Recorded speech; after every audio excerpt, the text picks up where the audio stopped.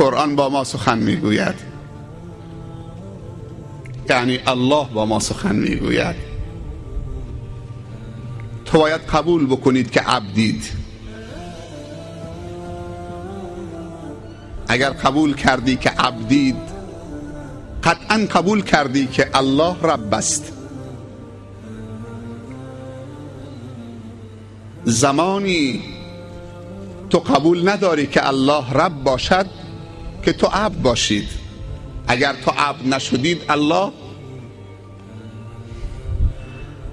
از ربوبیت خودش نسبت به خودت خارج کردی. گرچه الله رب است، تو بخواهی یا نخواهی، اما رب تو دیگه نیست، چون تو نخواستی الله رب تو باشد. تو ابلیس را قبول کردی که رب تو باشد به جای رب العالمین الله. پروردگارا کمبود نعمت نداریم، از همه طرف سرازیر است. ابر و باد و مه و خورشید و فلک در کارند، تا تو نانی به کف آری و به غفلت نخوری. همه از بحر تو سرگشته و فرمون بردار. مشکل این قسمت آخره، شرط انصاف نباشد که تو فرمان نبری.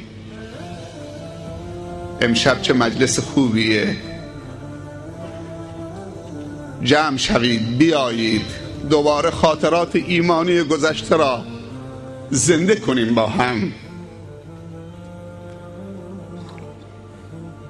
چون شیاطین بیدارن و دشمنان بیدارن، حیف است که دوستان غافل باشن و بخوابن.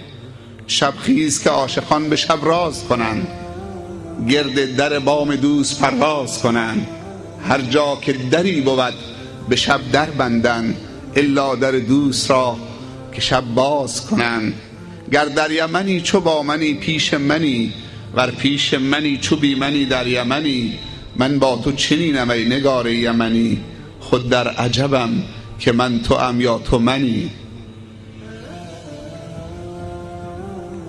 انسان وقتی به خاطر خدا همدیگر را دوست می دارد تعجب می کند، احساس می کند که از صمیمش، از اعماق و ژرفای قلبش و وجودش، که برادرش، همکیشش، هم نوعش خودشه و اونه. انما المؤمنون اخوه رب اخ لک لم تلده امک. خیلی وقتا برادرها و خواهرایی برای تو پیدا میشوند که از مادرت زاییده نشدند، از مادرت به دنیا نیامدند. جز برادران و خواهران ایمانی کسان دیگر نمیتوانند بشوند. بعضی موقع انسان از برادر تنیش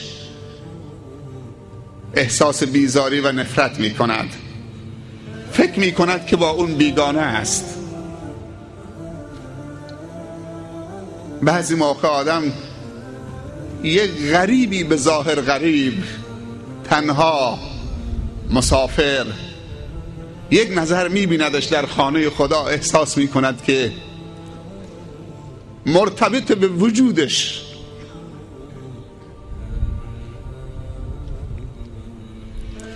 حیف نیست چنین مجالسی را با مجالسی که مملو از رذائل هست، مملو از آلودگی ها، سمعی، بصری، نظری، حسی، چنین مجالسی مملو از معنویات که برای ما رایگان مهیا میکنند، عوض بکنیم با مجالسی که باید شر و معصیت و رذیلت و نجاست و آلودگی و بی‌آبرویی را با پول بخریم. من به شما تبریک میگم، در انتخابتون موفق بودید. در روایات وارد شده که وای بر بندی که خداوند دوست دارد در اون مجلس او را پیدا کند و ببیند. وقتی به اون مجالس نظر می کند الله در اون مجلس بنده خدا گم بشود، غیبش بزند. و وای بر حال بندگانی که خداوند دوست ندارد در مجالسی پیدا بشود، خداوند در اون مجالس اون بنده را ببیند و توسط فرشتگان ثبت بشود حضورش در اون مجالس. خداوند بر مجالس ذکر نگاه می کند، مطلع می شود، دوست دارد بندگانش را ببیند. در چنین مجالسی غیبت نخورید، هوا سرد نیست، امکانات فراهمه، ماشین و موتورسیکلت فراوان، مالکیت ماشین ندارید، کرایه ماشین دارید، سر جاده، قشم، آدرس کجا؟ سراغی دادن که یک جایی عروسی سالم هست. برادرمون عبدالواحد گفت نمیگیم اسلامی،